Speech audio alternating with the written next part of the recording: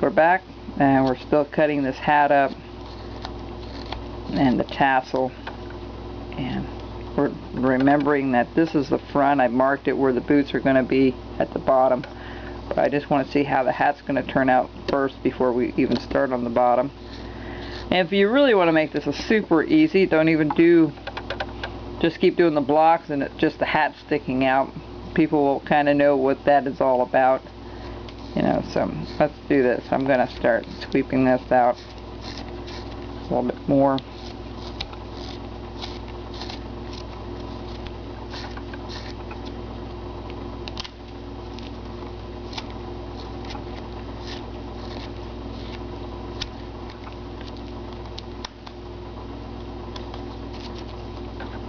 See how I'll end up doing this here. So I'm doing more of a sweeping motion right now. You'll see when we put that brim on the hat, you'll see it merge to what I want it to look like. Okay, now I'm going to bring this down a little further, you know, just bring it in a little bit more. That these corners aren't so square where the hat's resting. I'm going to take each corner off a little bit more.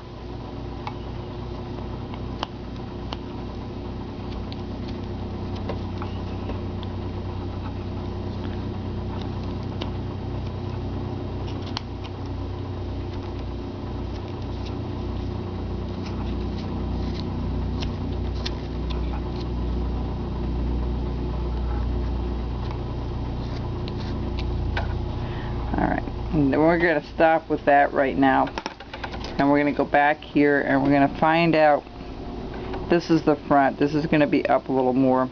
Let's bring this up a little bit so we'll have really a lot more of his hat, brim of the hat. I think that will look nicer than anything really thin.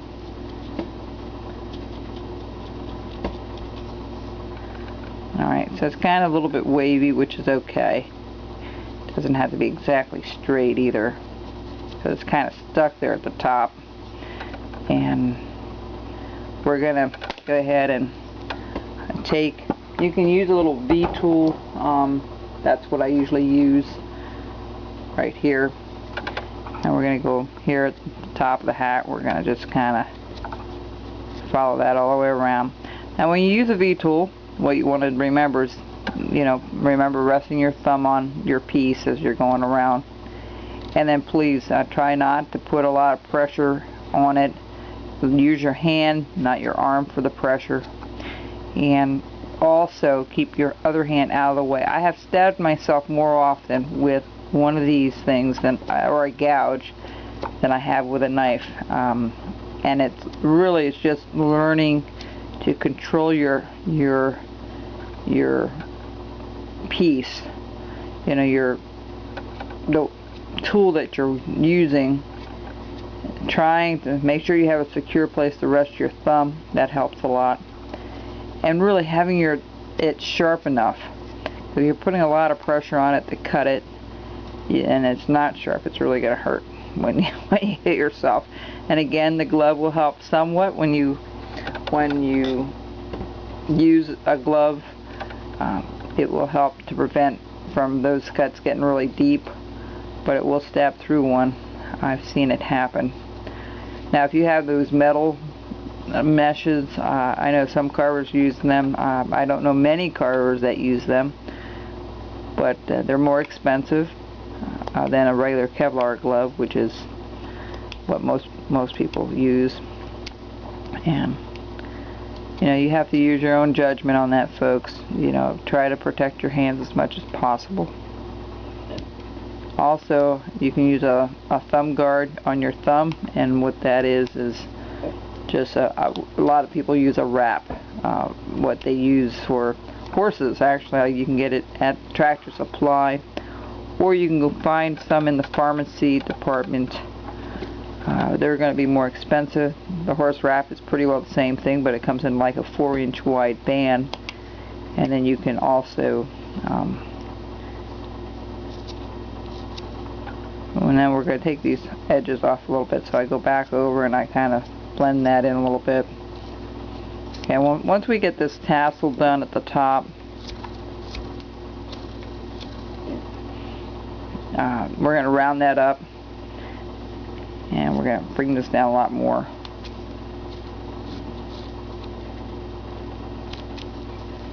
Okay, and then down here we're going to, where the front is, we're going to go ahead. So this is a little thicker up here than in the back. Alright, you can make this even more of a slant if you want, more of a slant all the way across. You can tilt this if you want to one side or another, like I did on one of mine. My other pieces, you can do that if you want. There's so many variations when you do these little block things. There's no right or wrong way of doing it. Just do whatever you feel in the mood to do. If you want to try to be a little more challenging, you can put it at an angle. You just kind of put it at an angle at the bottom, at the top, and then carve it as such. Alright, let's start on the bottom here. I already drew the lines on. We have the top one, we have the first row of bricks, the second row, and the third row.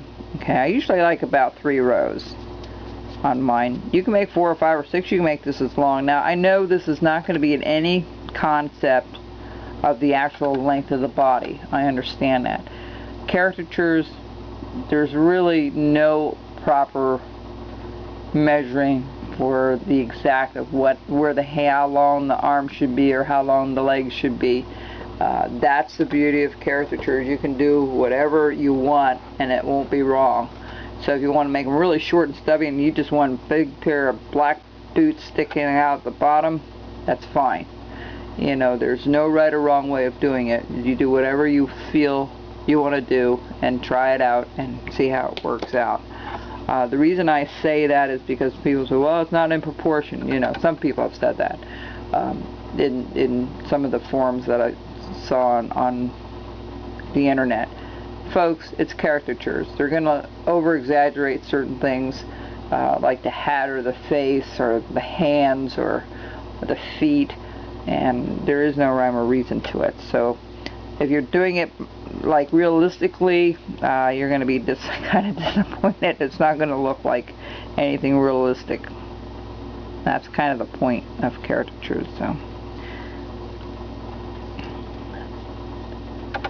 that's the beauty of it, really. Again, I'm going to do all my corners the same way I did the top when we did the hat. And we're going to kind of bring this down and around like this and try to get it started so we know where the bottom part of that chimney is. Now, if you really want to be creative with the chimney, and I've done this, you can put little jagged marks in here, like it's cracked off, like he fell off, like the chimney cracked off.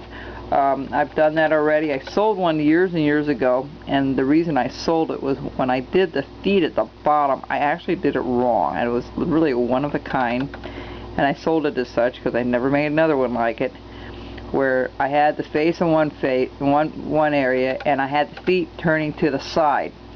And it was one of those uh-oh moments of mine that I did a mistake. A huge